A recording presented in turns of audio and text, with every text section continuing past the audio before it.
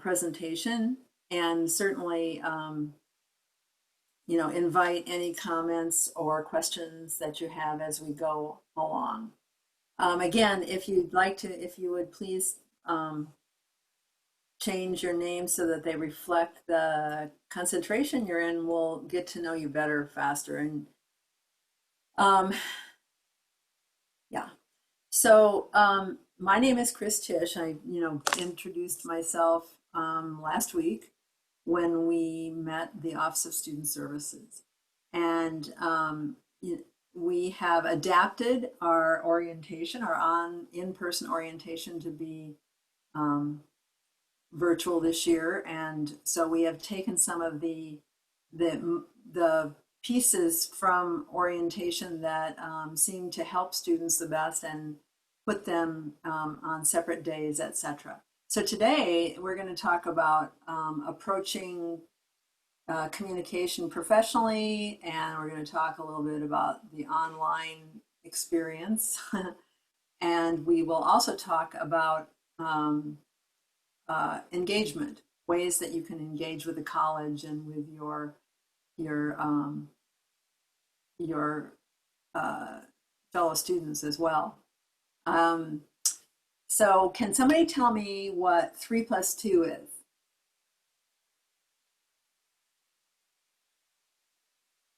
Anybody?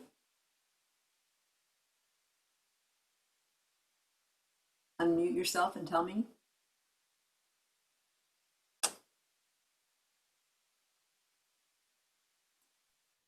Five. 5. 5. Guess what? That's the passport code. Haha.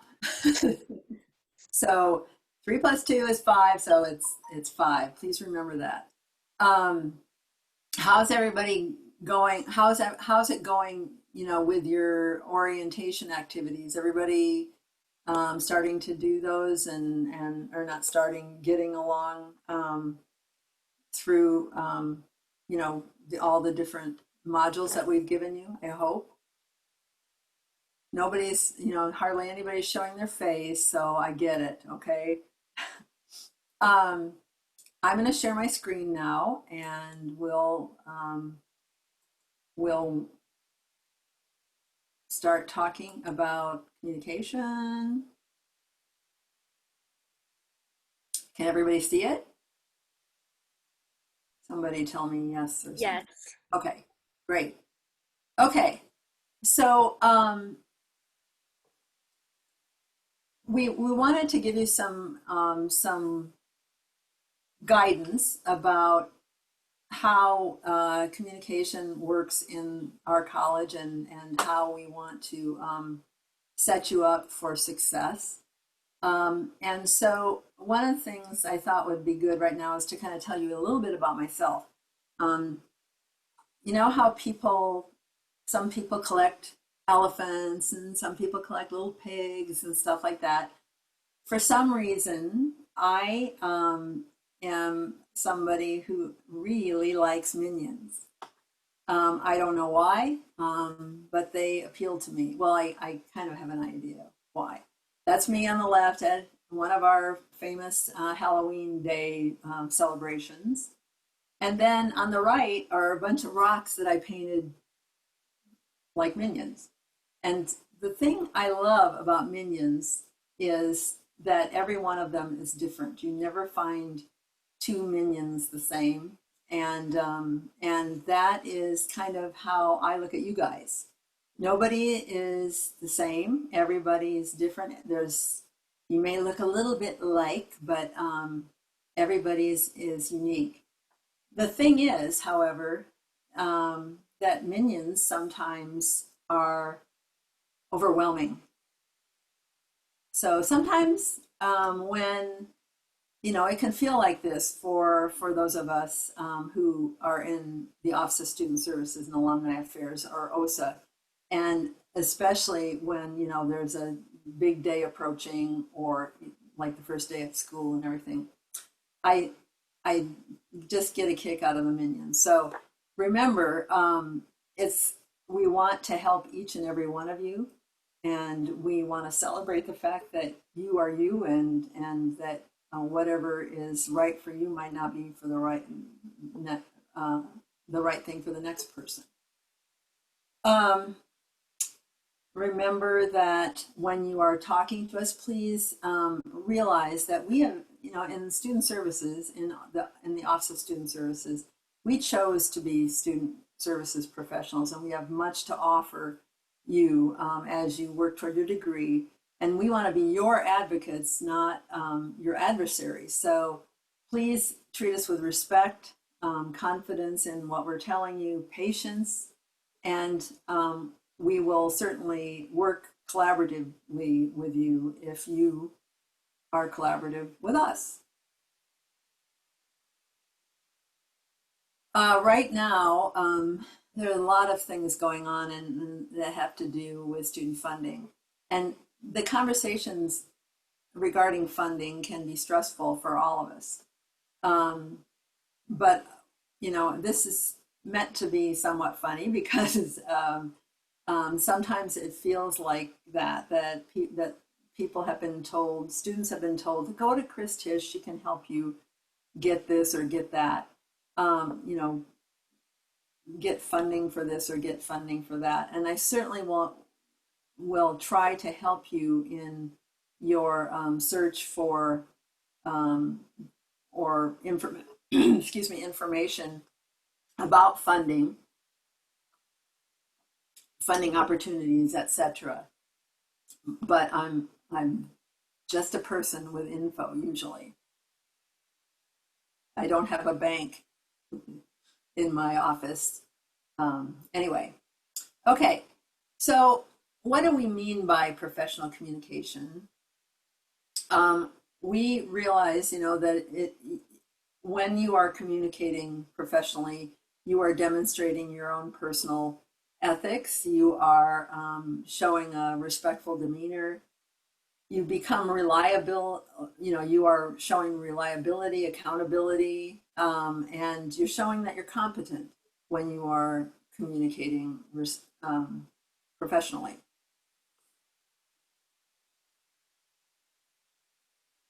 We want you to represent yourself well, and one of the things that we know happens a lot is, and especially right now because we're all online, is that that our major way of communicating with each other is via email.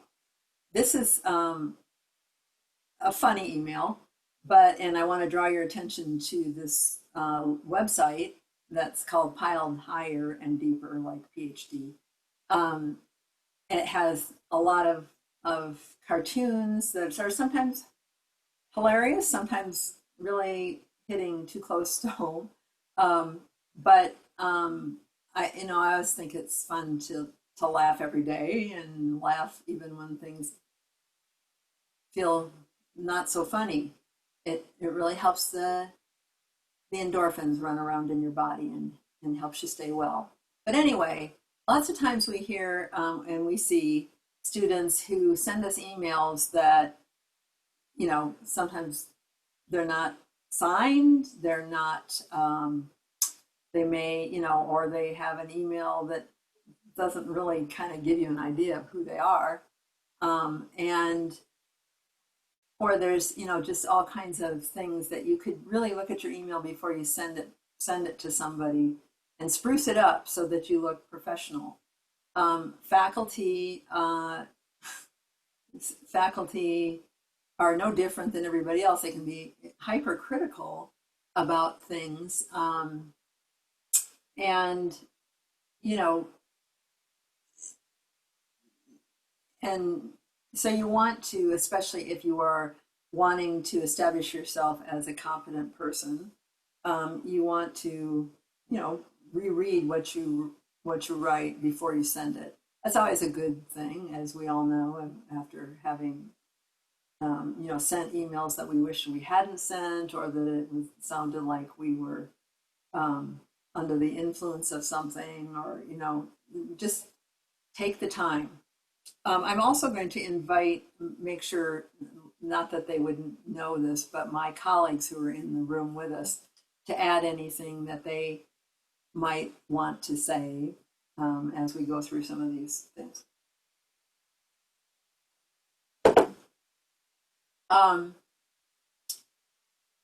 At, because you're coming into a graduate program, I'm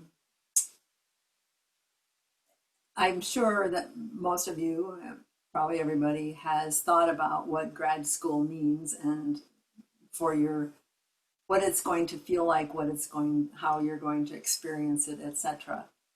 And I think it's a good time right now to point out that your values and your opinions and everything is going to change somewhat, and that's a good thing. But it won't always feel so comfortable as when you're sitting talking with your friends who might hold similar views. You're going to be in classrooms where people have very different ideas about the world and about what's going on.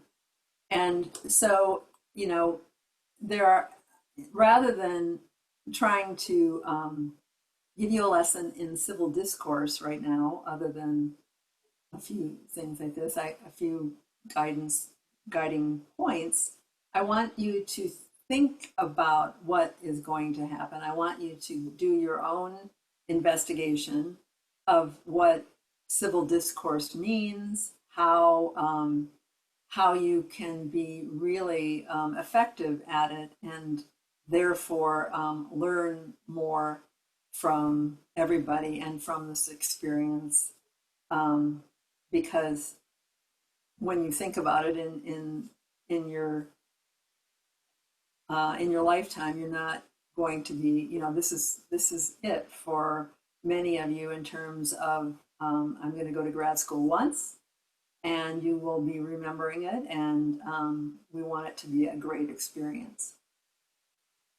So our expectations is that our students are civil and showing mutual respect toward one another. And civil discourse in the most base definition is considered the free and respectful exchange of different ideas, and it entails questioning and disputing, but also doing it in a way that respects and affirms all people, even while critiquing their arguments. So this is going to happen in the classrooms, the actual classrooms, when we get back to that. And I'm hoping that will be before the year end. It's going to happen, in your chat groups online. It's going to happen in study groups. And of course, like I said, through email, texting, and social media. So we've all, heard the old saying about to try to understand first. Try first to understand and then to be understood. That's a really good adage to consider every day of our lives. As someone is talking, when someone is talking, they're usually trying to tell you something, and we should try to understand, and before we try to make ourselves understood. There is a lot of literature out there about actual guiding principles and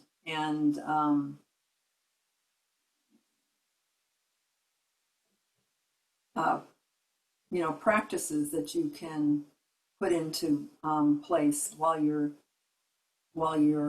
in class, in group discussions.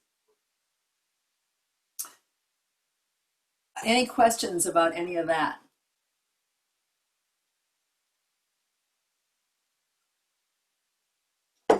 You're awfully quiet.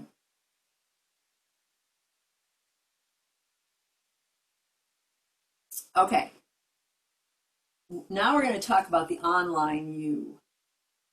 And we all have an online us, I think.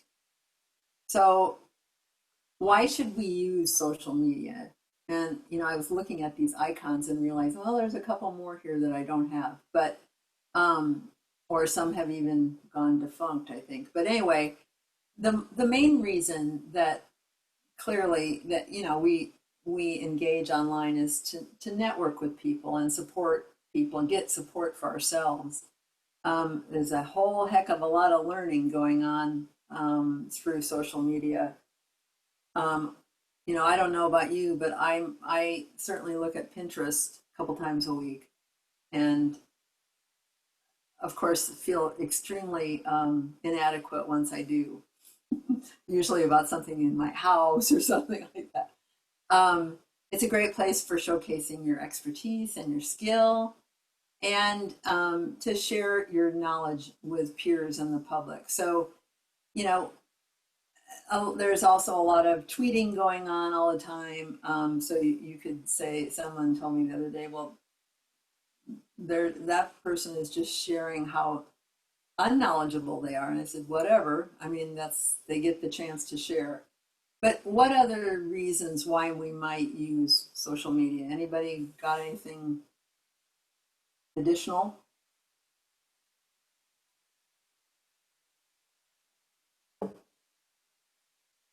Okay. Here is an example. I mean, are some reasons why we should be leery of social media.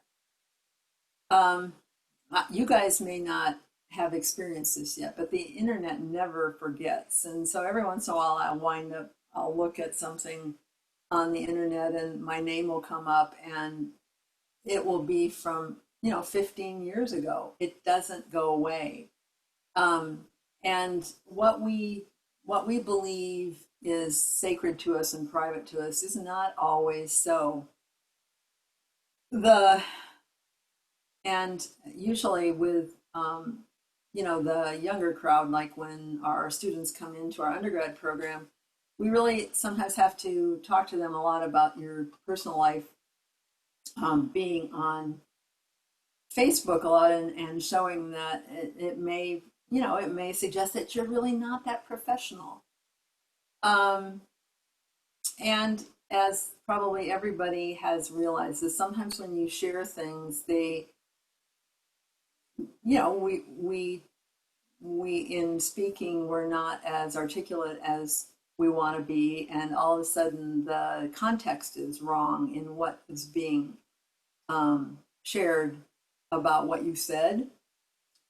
And of course, now, as you are part of the college, it's whether or not it's intentional, you know, you are going to be seen as part of the college, part of the university, and so you need to, respect that as a student, as a newly admitted student.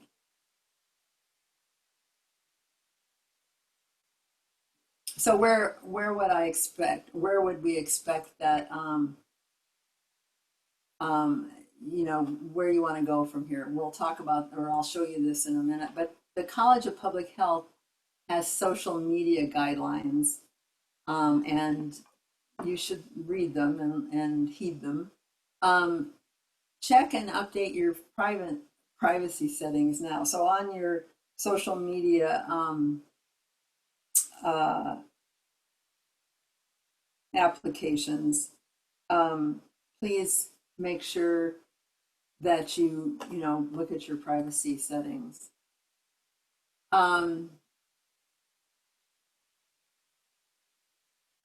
Hisela, can you see that there's somebody waiting? Can we um, let them in? Okay, so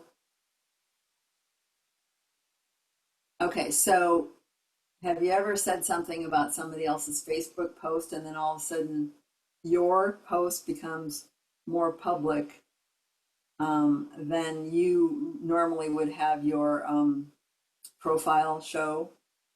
It's like, oh man, it's like you just wish you hadn't done that. When you are talking, when you are speaking about something, an opinion, make sure that you say these views are my own. It's not the institution's.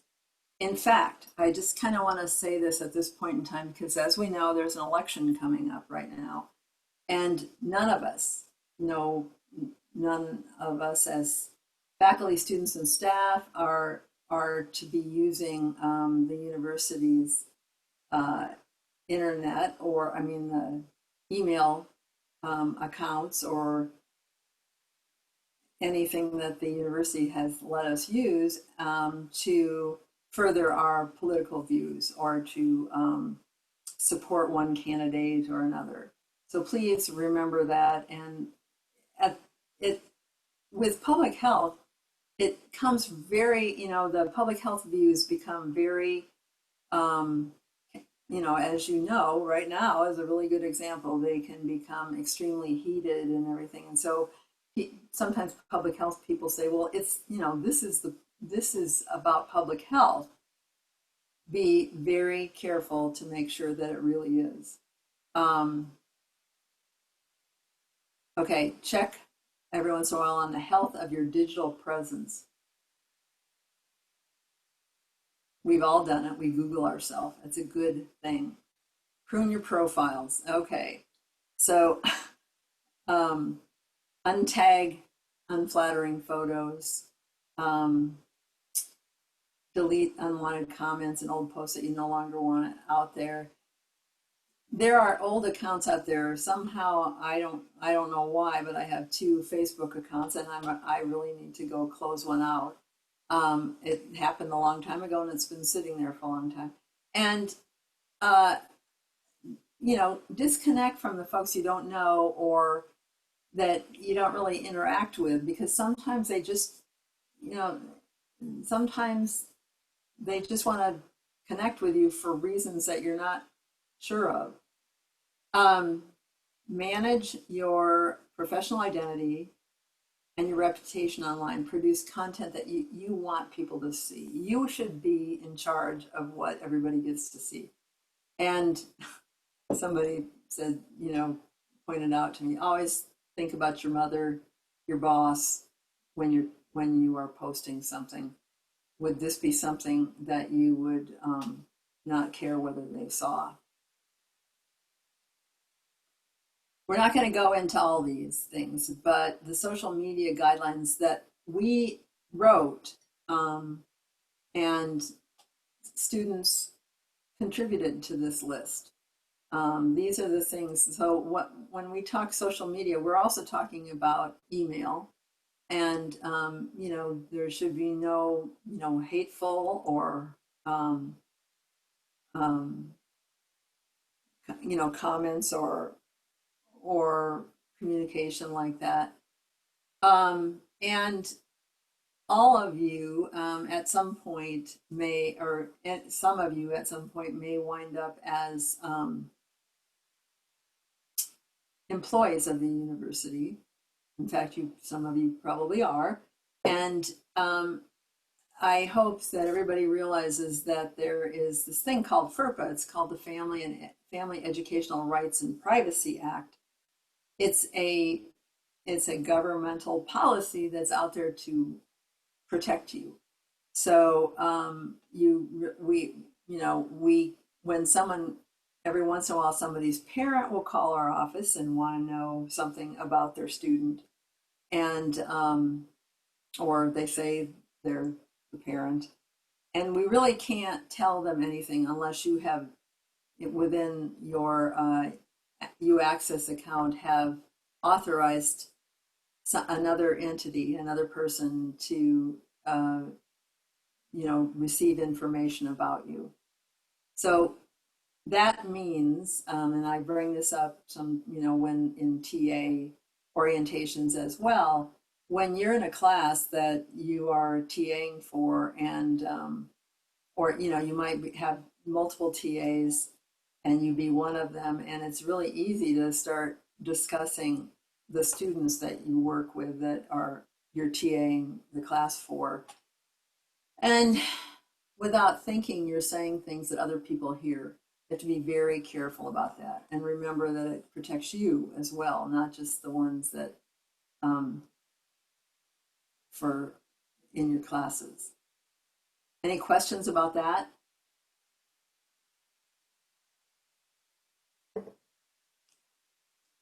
Okay, I am hoping, show me in the chat or somehow how many of you guys have um, LinkedIn accounts. Put your hands up or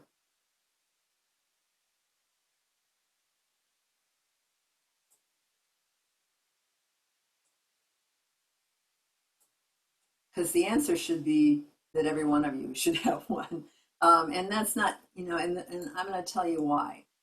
Um, sometimes, there's times in my life when I wish I could go into the witness protection program and nobody ever see me again, just simply because, I want to get away.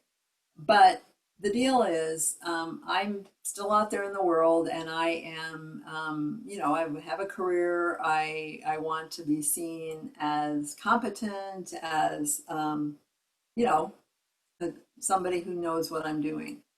If I have no LinkedIn account, it becomes difficult to find me.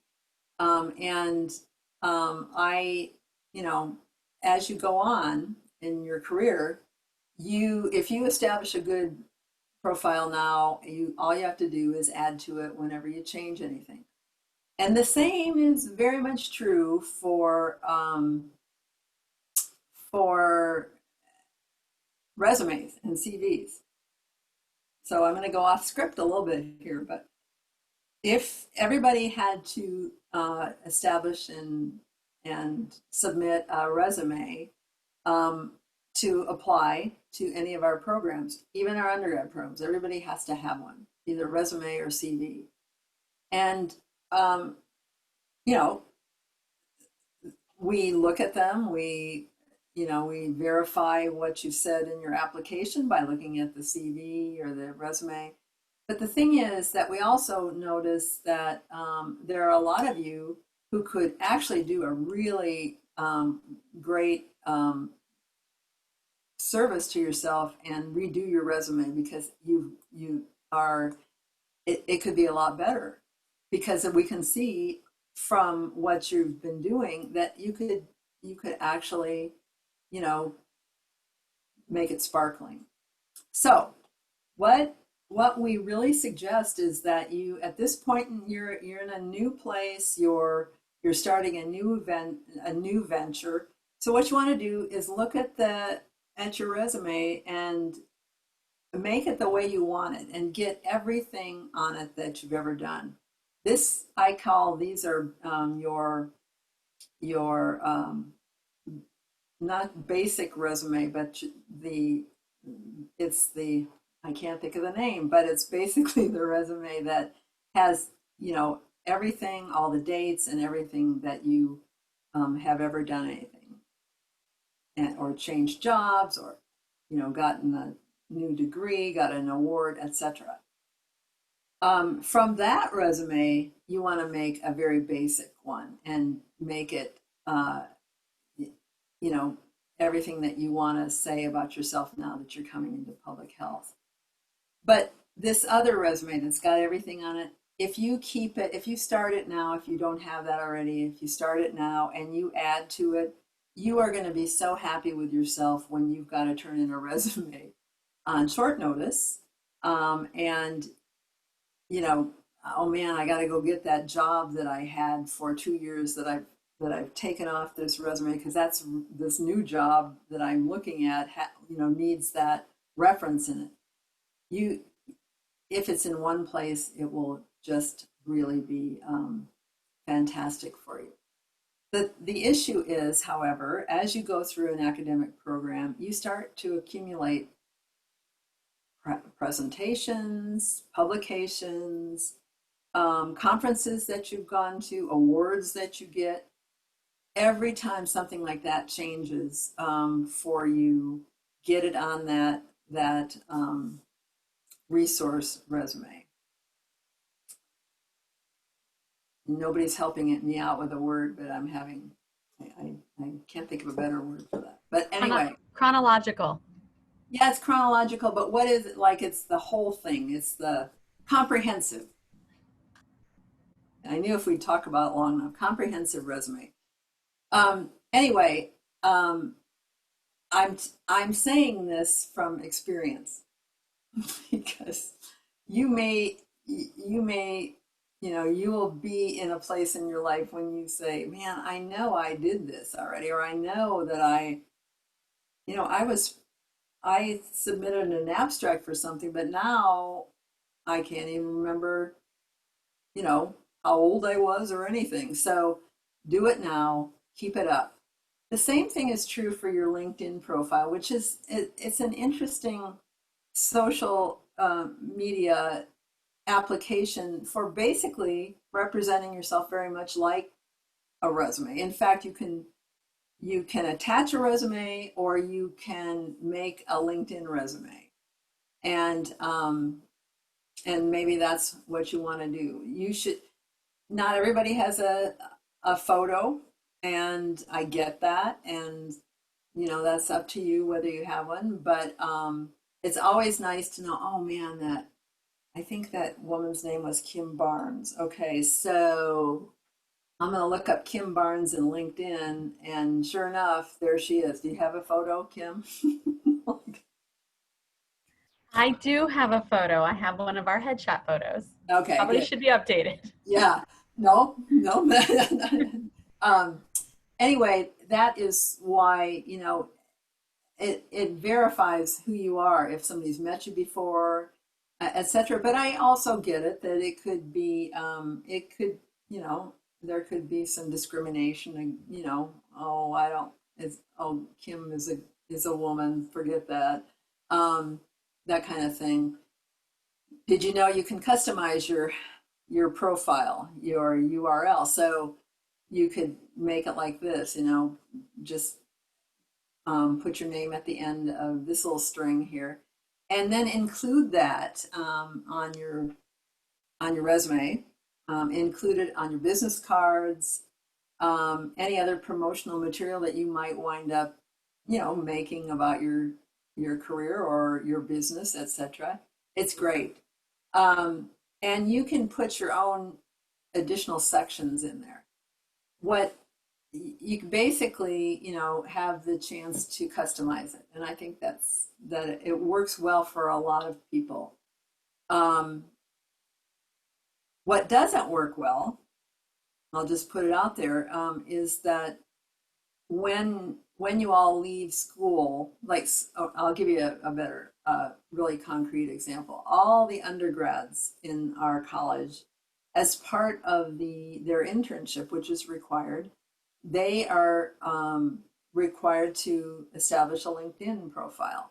Okay, so yay, and that's great because then they can list their internship, um, experience, etc. Well, the thing that's bad is that when I go to look somebody up because I need to know something about an alum, or I need to basically write a report about what our alums are doing, 12 years later, it says they're still doing an internship at the Pima County Health Department. Not so good. And if they really are out there in the workforce and the job market ever, to see that will show that they don't keep up their personal profile, and that maybe that's not important to them, and etc. So all kinds of things go through people's heads. um, so these the additional sections could be anything that you even would put on your resume, like awards, etc. With education, make sure you put your last education, your last degree first, and you know elaborate as much as you want to in your work history in the experience section. Now, there is this section called skills and endorsements, and that's really cool too, because when you work with people and they know that you are, you know, you're a whiz at something, people can go in and endorse those skills, which looks great, um, when employers are looking for you. And I was going to say, oh, the other thing you can do on LinkedIn that's really nice too is that you can add additional material. So, for instance, say you made a poster presentation, or you're in health education and you did some sort of promotional piece or something like that. You can add that to LinkedIn, and that is especially effective. If the kind of job that you're looking for, um, or if the job the kind of job that you want requires the skills that you can prove and show on basically using LinkedIn as a portfolio. Um, so, now that you've got this week before school starts, you might want to freshen up your LinkedIn profile. So, what the research says about what makes a good LinkedIn profile is that it can be skimmed quickly, 30 seconds or so. And that, there's a headline up there, and don't get it too lengthy or anything. Just get your title or whatever you want to put and make it bold. I think it's already bold. And here's where kind of want to put this bug in your ear right now about keywords, and the industry related keywords. Well, public health keywords. Anybody have any clue as to what they might be? Because you're probably already doing them.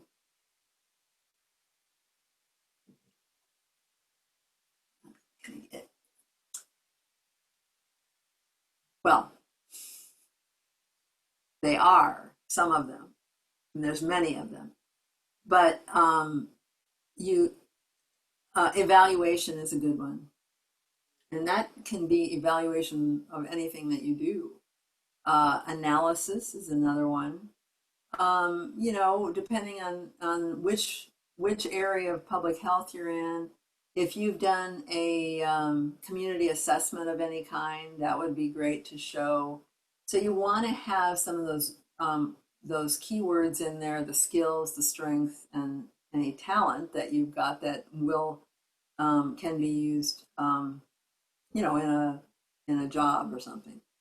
Okay, just like with a resume, make sure that you write professionally, um, and that you look at the profile before you hit okay, save, and get out, like we always do. Like, get out of here, man, I'm on to something else. Just make sure that you look at it. And if um, because I was looking at I was looking undergrads up in LinkedIn the other day, and I do this all the time too, is for some reason when you're typing, university comes out spelled wrong. And no, is that a big deal? Not really, but maybe if somebody was saying, hey man, I need a copy editor, or I need some sort of proofer for what we're doing, it's got to be really good. That's not going to get you anywhere. And then you can also, with your LinkedIn profile, you can also answer, other questions. What makes you you? What makes you special? What makes you unique? And you don't have to go on and on and on. Think about a mission statement for yourself or something, and work on it over time. Don't do it in one night. Now, here's the stuff, the good stuff, and it's up to date data. 30, these are things that are just fun to know, but it makes you think too. 31% of employed internet users have searched online for information about their coworkers, their colleagues, or their competitors. Is there a question of area? Anyway, 70% of companies use social media sites, social networking sites to research job candidates, and 7% are planning to start. So you know what that means. It's creeping up toward 100%.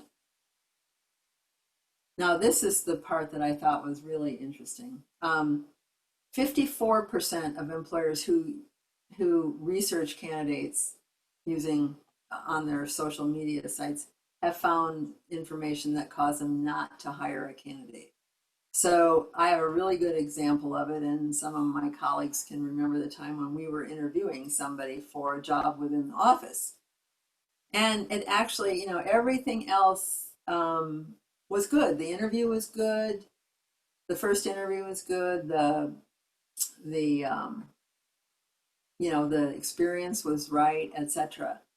And then we decided to look at Facebook. And on Facebook, this particular person was, just very recently, and probably why the person was looking for another job, was disparaging the current boss. And kind of looked at that and said, well, that could be me next time something doesn't work for that person. So the candidate didn't get a second interview and we decided to go elsewhere. It really does happen. But on the flip side, I thought this was interesting. 44% of employers who currently research candidates via social media found information that caused them to hire a candidate. So can be used either way. Anyway, okay. So the real deal here is that we want you to think about the cyber you. Think about how you are being portrayed, etc., and what you want to be careful of. What does the internet say about you? Okay, so one of the things I wanted to bring up here was, lots of people have been affected by, various things that happen on social media. And one year, we did our taxes. I did them, and I kept thinking, I asked the IRS to put the money in my bank, and I was thinking about it and thinking, hey, it's been a long time, and the money is not there. So I called, and they told me that indeed we did give you your money. Well, it was very strange because whatever the refund was, they had refunded something else. So it was very close and everything. Long story short, our identities were stolen, and it took a very long time to get that straightened out. But it was 6 to 9 months before the IRS knew that what had happened. I knew exactly, I could tell them information about it, but it was no fault of our own. It was just somebody was really good at hacking. Okay. Any questions about this stuff?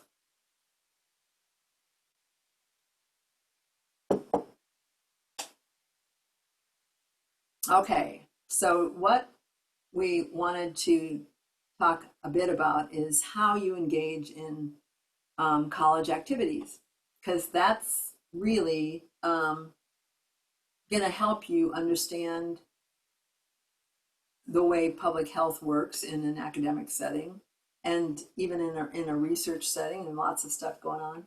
But it also, of course, is really effective to engage in our activities, really effective getting to know everybody in the college. And this is going to be tricky as we go forth in the fall, because we're going to have to do everything virtually, but it can be done. And we will be thinking about those things. Okay, so almost all of our college committees require or want students on those committees to, provide student input on the governance of the college, on, on the strategic planning, etc. So there is a education committee that meets every month, which is all the program chairs of all of the committees, and they meet together and talk about what's going on um, in our academic programs. There's a committee on inclusion and equity, and this is a really important committee, and not like the rest of them aren't important, but it's important because students often provide input and feedback that faculty in their lives, don't think about, or not faculty, though everybody. I'm not, saying it's just faculty.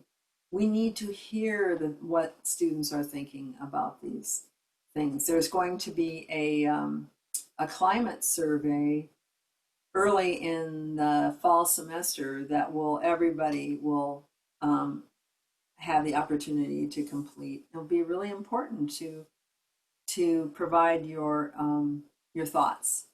There's a college environment committee, and that is a little bit different than the inclusion and equity committee. It's the college environment committee is more about the experience of making a cohesive college.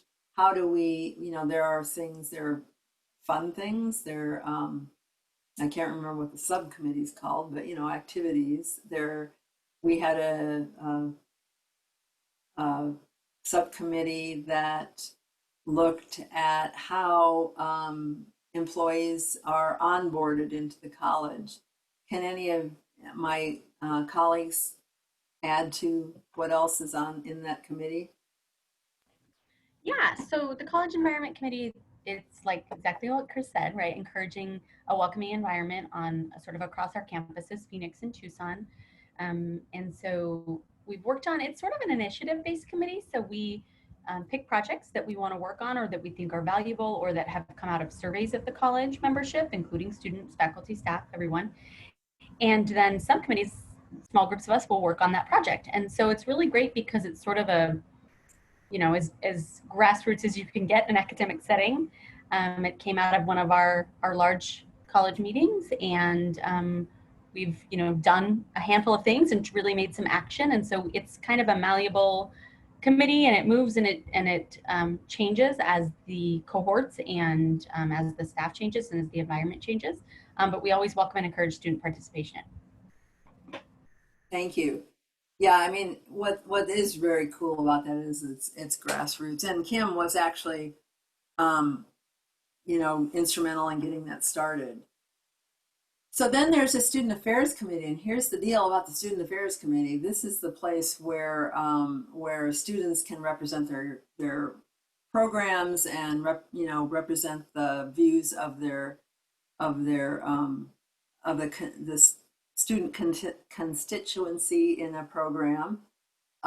This is where you would bring concerns about, oh, there's this particular program needs this curriculum in it, we think, or we feel like something should change there.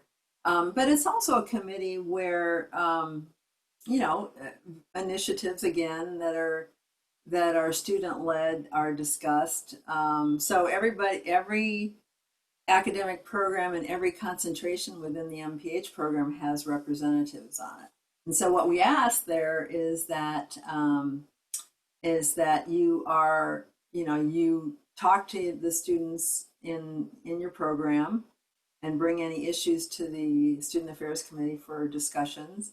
And then when the meeting is done and all the discussion has taken place, even though there's minutes written, etc., that you want to go back to your constituency and say, okay, this is what was discussed. So you are a conduit from the college into your student group. And then, of course, faculty and staff search committees. Okay, so for instance, when we have a search of any kind, faculty or staff, we try to find a student who will be impacted by that hire. And with faculty, sometimes they focus on doctoral students to be on those search committees, but not always. And then, but again, uh, the student perspective on the kind of people that should be hired or how that person comes across to students, et cetera, is so very valuable. And so when those opportunities come up, we try to, reach out and say, who wants to be involved? And of course, when you go on search committees, just like any time in your career, you got to be you got to come to all the meetings, you got to come to all the interviews, et cetera. You can't just step in and step out because you lose perspective if you don't see everybody. Any questions about that? Okay. The other ways that, and oh, by the way, we will be sharing the opportunity to tell us if you're interested in those committees with a survey monkey. And when positions open up, then we pluck people off those lists. But we have lots of club and event committees that you should be aware of. Now there is a club called Lucha, which is learning and understanding culture. Anybody else know what HA? It's Health? learning, understanding, and cultivating health advocacy, I think Cultivating. that is how it works. Yeah. Did you look that up right now? I didn't. The ambassadors covered it the other night, so I think I got that right. Oh, all righty. Okay. All right. I'm sorry. So that's a very active group in our college right now. And you'll hear from them all the time. I mean, not, regularly. The American Indian and Indigenous Health Alliance is also active and always, we have an event in November that the college puts on. Environmental Health Club actually is a club that has encompassed numerous environmental issues. Like it could be the environmental health, of the environment. It could be industrial hygiene issues. It could be ergonomics, stuff like that. And oh, my fave, the annual Social Justice Planning Committee. So every spring for the last, wow, 13 years, I think, the students have planned and put on a social justice symposium, and it's always around a certain theme, and students, a committee is formed. The members you put in an application to be hold certain positions on the committee, but it's just great. It's so wonderful. And even last year, or even this year, in 2020, when we thought we had a great speaker, we are going to have this great symposium, and then COVID happened. Well, we did it online, and it was really great. And we realized right then that we could still do things online, and that was a really great,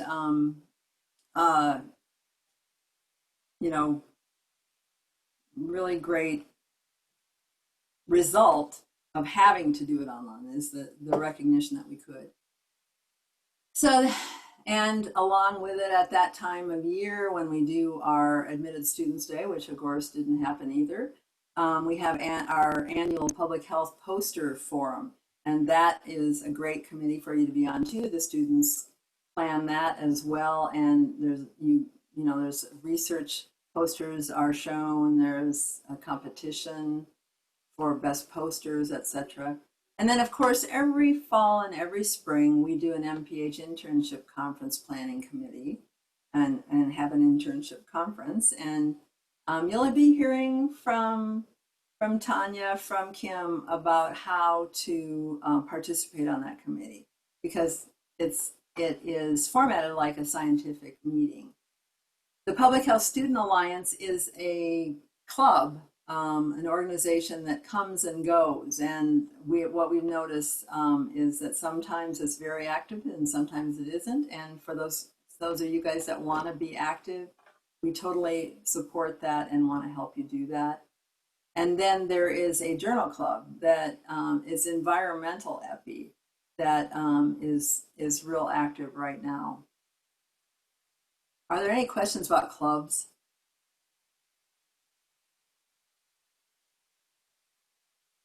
Is, are they muted because, is everybody muted because you were made to be muted, or you can talk? Okay, other college events. So seminar series, every program, every academic program within the college has a seminar series, and they usually happen on Wednesdays.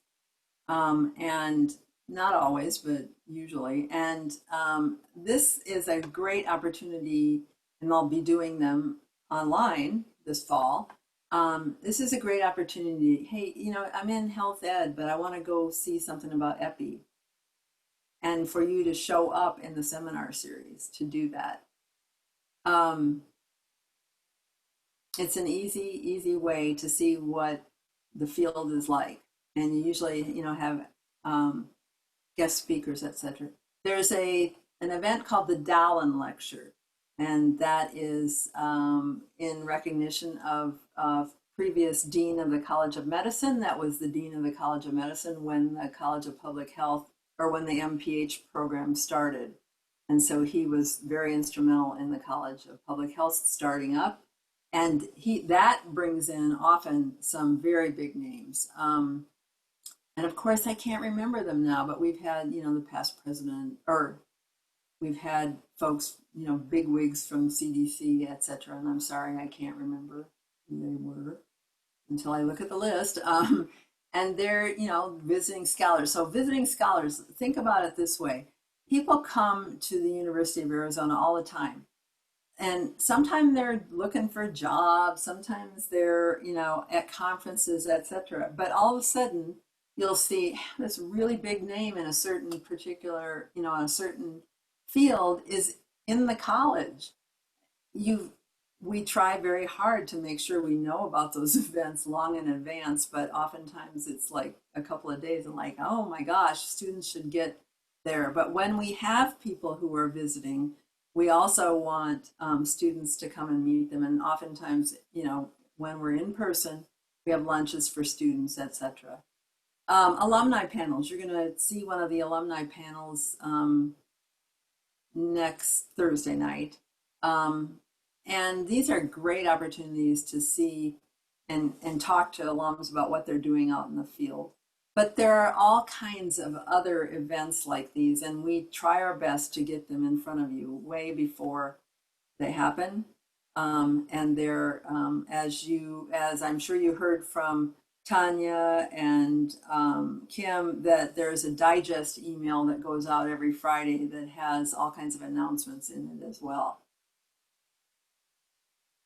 Okay, I'm not sure how much.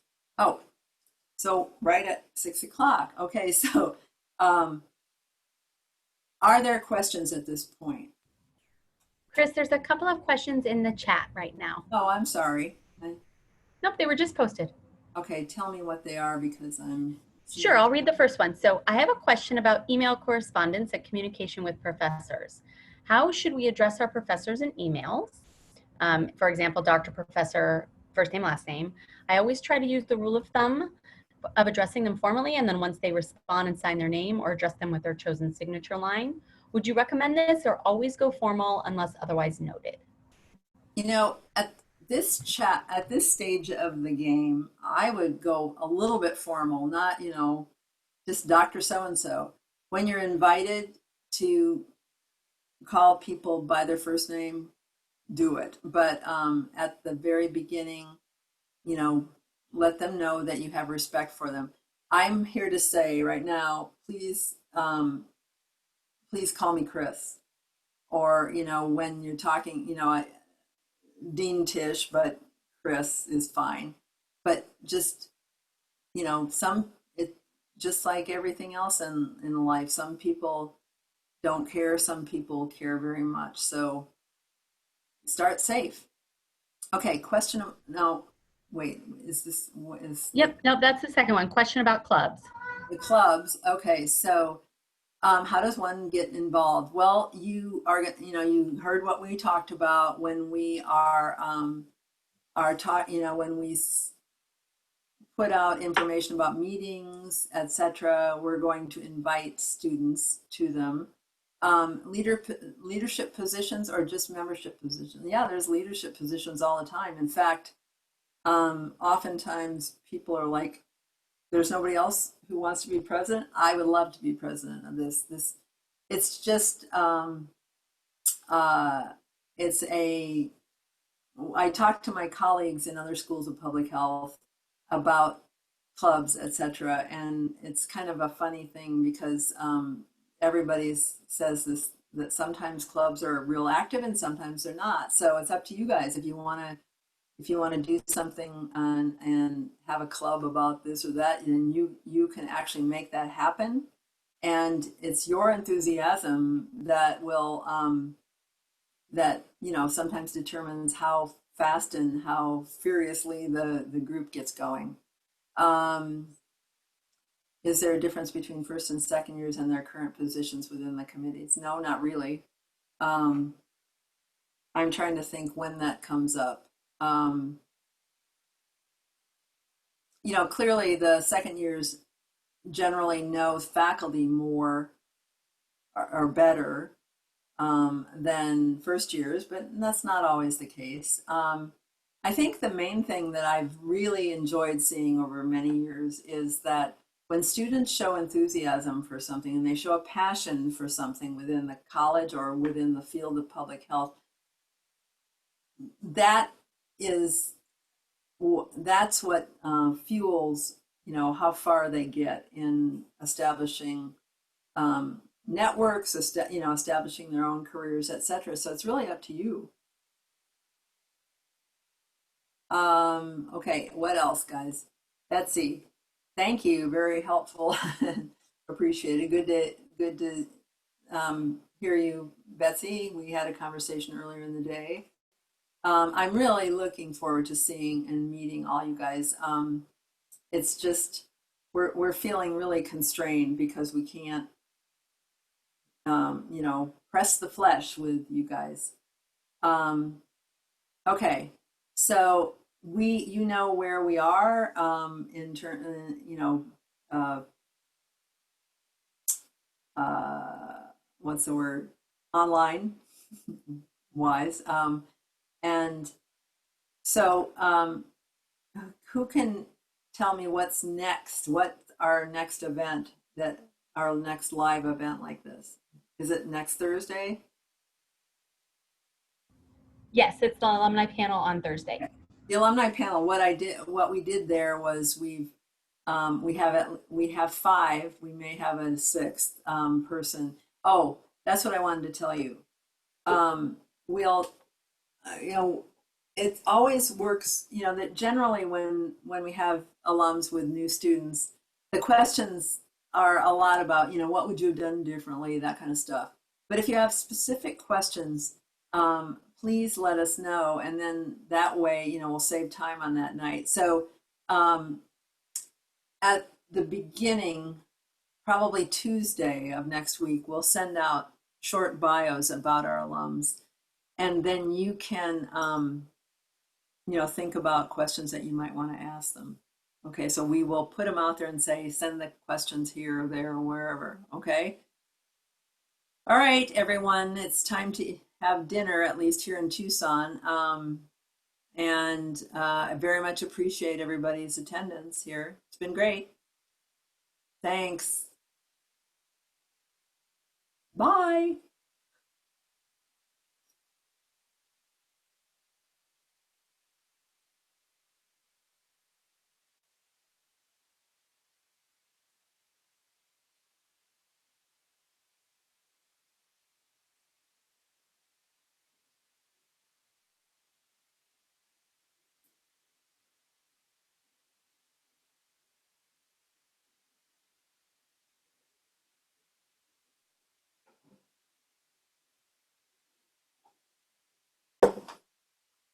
Okay, how'd that go?